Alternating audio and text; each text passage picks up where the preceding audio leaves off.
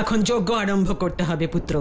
হ্যাঁ মাতা, আমাদের এই যজ্ঞ হনুমান আসার পূর্বেই সম্পন্ন করতে হবে, তবেই বানরদের শক্তি আপনার মধ্যে সমাহিত হবে। মাতার শক্তি সম্বন্ধে তোমার কোনো সন্দেহ নেই তো? কখনোই না মাতা, আমি তো শুধু আমার অভিজ্ঞতা থেকে বলছি যে ওই মায়াবী শিশু অত্যন্ত বলশালী, তাই আমাদের সতর্ক থাকা উচিত। যজ্ঞের প্রস্তুতি সম্পন্ন হয়েছে, আর এখন তুমি দেখবে। আর এই যজ্ঞের মধ্য দিয়ে ওই হনুমানের আমি কি করি। জয় মা নিকুম্ভিলা। জয় মা নিকুম্ভিলা। ওম হ্রিং ক্রিং ক্লিং চামুণ্ডায়ে বিচ্ছে স্বাহা।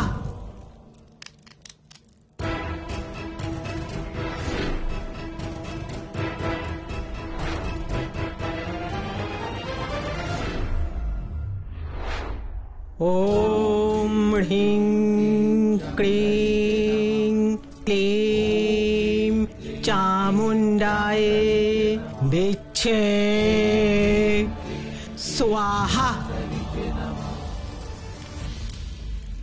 আর কিছুক্ষণের মধ্যেই সমস্ত বানরের প্রাণ শক্তি আমার ভেতরে সমাহিত হবে।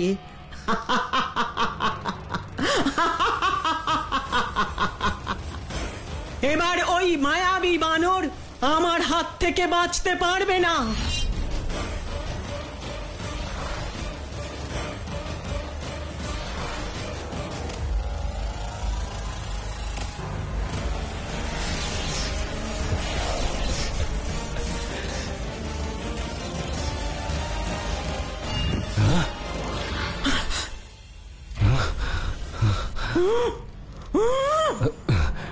কে আমার যজ্ঞ ভঙ্গ করেছে?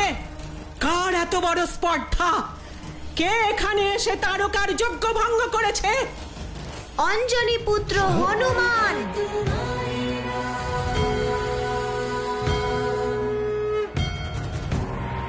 তুমি সংকট মোচন, জয় হনুমান।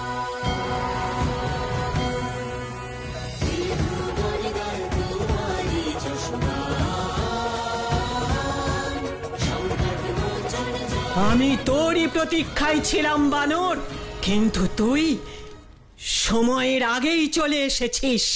আমার আসার আর যাওয়ার মুহূর্ত আমি স্বয়ং নির্ধারণ করি। যতই বড় বড় কথা বলিস না কেন, কিন্তু তুই আমার হাত থেকে তোর প্রজাদের বাঁচাতে পারবি না।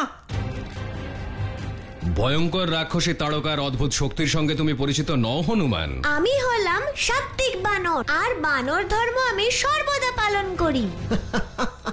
তাই আমার ভেতরে রয়েছে ঈশ্বরের শক্তি। আপনি আমাদের বানরদের প্রাণ শক্তি হরণ করেছেন, যা অধর্ম। এর শাস্তি আপনি অবশ্যই পাবেন। তোর আয়ু আর আকার দুই ছোট, কিন্তু তুই দেখছি খুব বড় বড় কথা বলিস। পুত্র মারিচ বলছিল যে তুই নাকি অত্যন্ত শক্তিশালী। অকস্মাৎ কারোর যজ্ঞ ভঙ্গ করা, এই কি তোর শক্তির পরিচয়?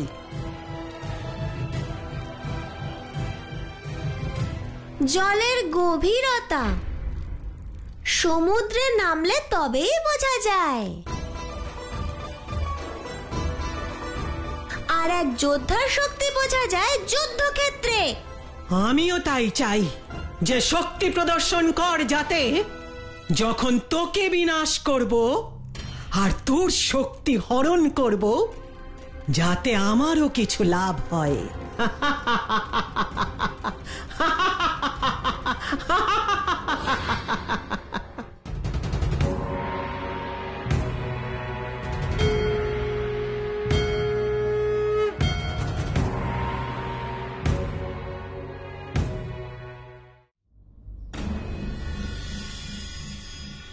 বৈদ্যমশাই, বৈদ্যমশাই কি হলো? এদের অবস্থার অবনতি হচ্ছে জাম্বুবান মশাই।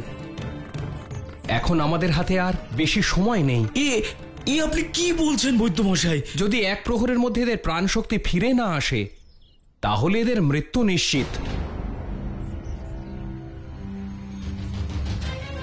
হে প্রভু, এবার সবকিছুই আপনার হাতে প্রভু। এবার আপনিই কিছু করুন।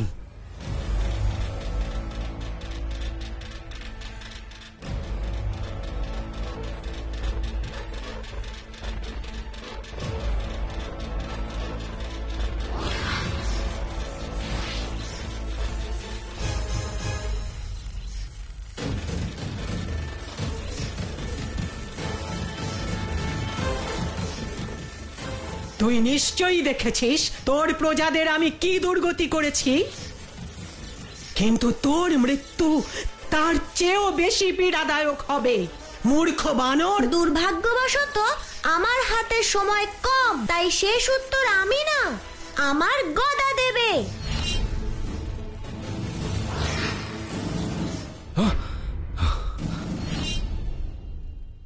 তারকা, এই নাও আমার প্রথম প্রহার।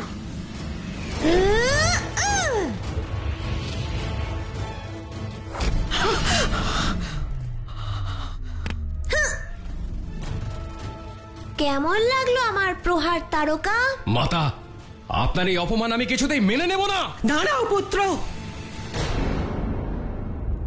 প্রথমবার তারকার উপরে কেউ এত শক্তি প্রয়োগ করেছে। আমি তো যুদ্ধ করতে আরো আনন্দ পাবো। তারকা, যুদ্ধ করার জন্য তো আমার কাছে আসতে হবে। এসো। ভীতু বানর, তুই আমার কাছ থেকে লুকোতে পারবি না। আমি এক্ষুনি আসছি।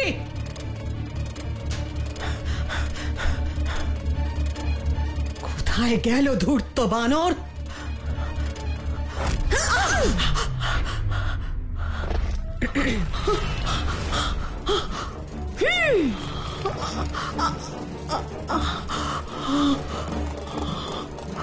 মূর্খ বানর, তুই আমার মাতাকে আঘাত করেছিস, এবার তোর মৃত্যু নিশ্চিত।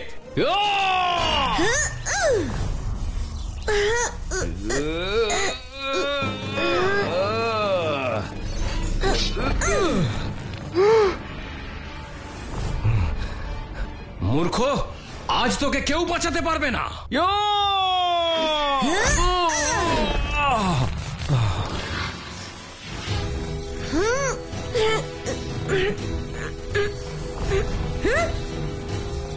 ও, আপনি পিছন দিক থেকে প্রহার করবেন? মাতার পুত্রের এইটুকুই শক্তি? আরো রাক্ষসদের ডেকে নিলে ভালো হতো।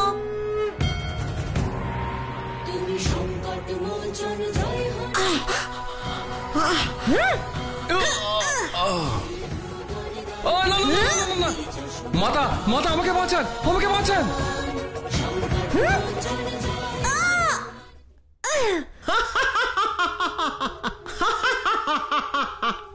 আমি বলেছিলাম না বানর, আমার ধৈর্যের পরীক্ষা নিস না।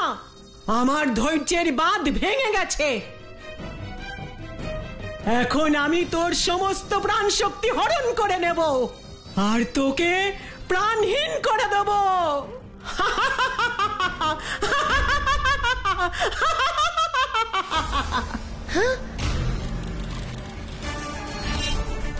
ঠিক আছে, এ তোমার অন্তিম ইচ্ছা ধরছি। নিয়ে নাও আমার সব শক্তি। ঠিক আছে, তাহলে আমি তোর এই ইচ্ছাও পূর্ণ করব।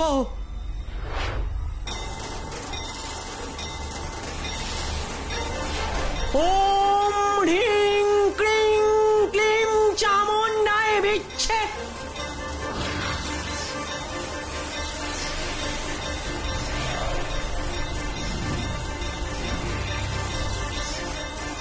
এবার আমার মাতার প্রকোপ থেকে তোকে কেউ বাঁচাতে পারবে না। কিন্তু ওর তো যন্ত্রণায় ছটফট করা উচিত, তার বদলেও হাসছে। এর আসল রহস্য কি?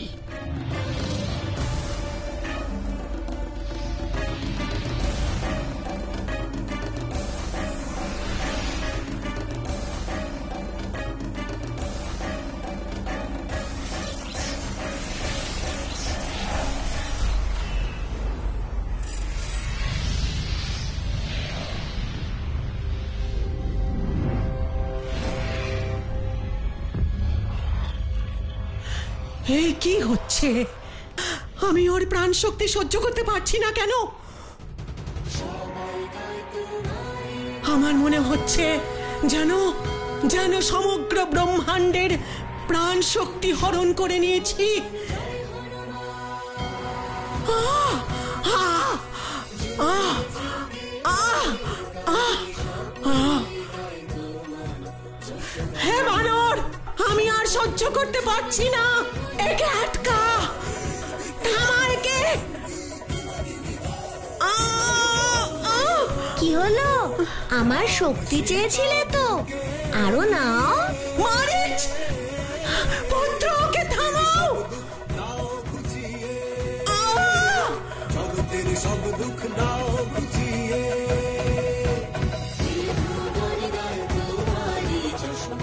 মাতা!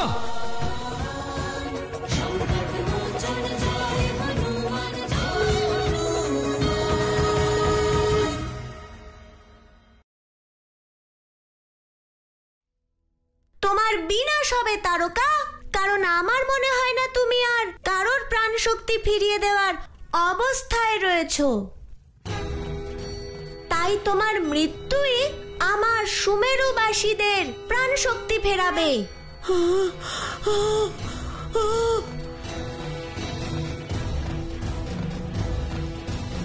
জয় শ্রীরাম।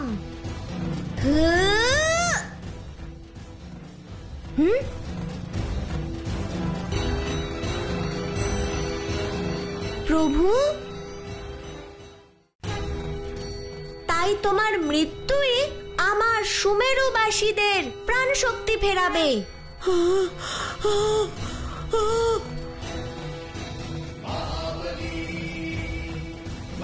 জয় শ্রীরাম।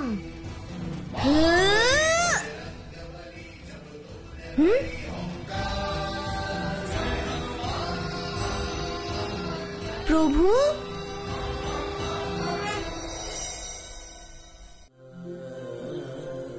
প্রণাম প্রভু, আপনি এখানে? হ্যাঁ হনুমান, আমি তোমার প্রত্যেক কর্মের সাথে যুক্ত। আপনি সঠিক সময়ে এসেছেন প্রভু। ওই অধর্মীর বধ আপনার সামনেই করব, কারণ আপনিই আমার পথপ্রদর্শক। কিন্তু এইবার আমি তোমায় বাধা দিতে এসেছি হনুমান। অর্থাৎ? অর্থাৎ তুমি তারকাকে বধ করবে না। প্রভু, এই রাক্ষসী বানরদের অস্তিত্বকে সংকটে ফেলেছে। তাদের প্রাণশক্তি কেড়ে নিয়ে তাদের মৃত্যুর দিকে ঠেলে দিয়েছে। আমি জানি হনুমান। যদি এখনই এর বধ করে বানরদের শক্তি ফিরিয়ে না দেওয়া হয়, তাহলে অনর্থ হবে প্রভু। এ তো আবশ্যক নয় যে সব সমস্যার সমাধান একই হবে। বানরদের তাদের প্রাণশক্তি ফিরিয়ে দেওয়ার অন্য কোনো উপায়ও তো থাকতে পারে, তাই না? তাহলে আপনিই বলুন প্রভু, কি সেই অন্য উপায়? কারণ আমার হাতে সময় খুব কম। তার জন্য প্রথমে তোমায় তারকার বিষয়ে জানতে হবে। পূর্বজন্মে তারকা বিষ্ণু লোকে আমার সেবিকা ছিল, আর তার নাম ছিল তারিণী। তারিণী? আর তার সঙ্গীতের কোনো রকম তুলনা ছিল না। আর সেই কারণে দেবী লক্ষ্মী আমার প্রাতঃকালের শৃঙ্গারের দায়িত্ব তাকে দিয়েছিলেন। এর অর্থ হলো বিষ্ণুলোকে দিনের আরম্ভ হতো তারই মধুর স্বরের মাধ্যমে।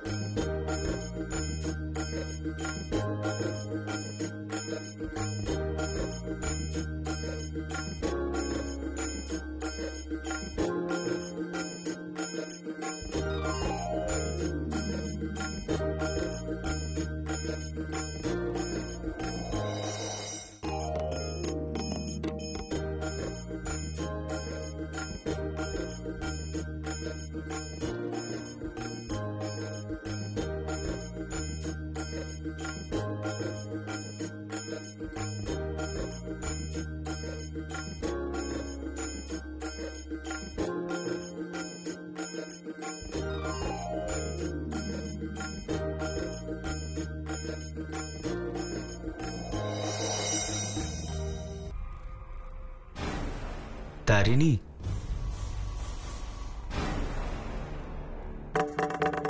রাক্ষস তুণ্ড, আপনি এখানে বিষ্ণু লোকে?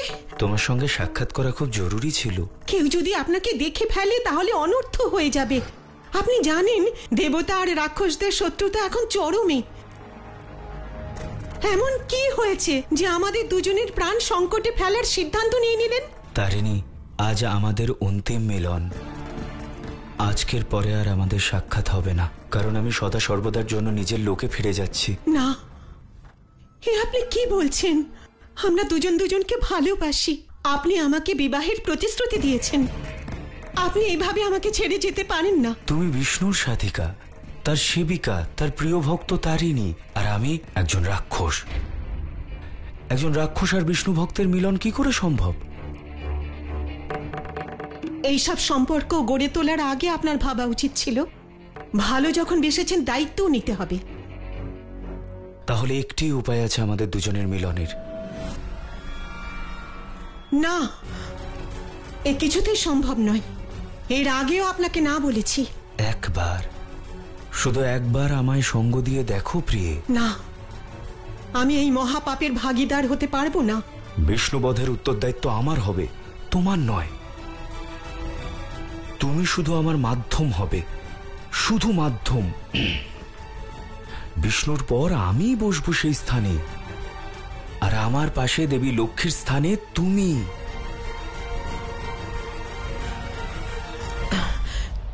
তুমি কি আমার উপর বিশ্বাস রাখতে পারছো না? বিশ্বাস ছাড়া ভালোবাসা কি করে সম্ভব? আমি আপনাকে বিশ্বাস করি, কিন্তু আশঙ্কাও আছে। আপনি ভেবে দেখুন, আপনি কি এই চান? এমন যেন না হয় যে এই আমাদের জীবনের শেষ সিদ্ধান্ত। ভেবে দেখেছি দেবী।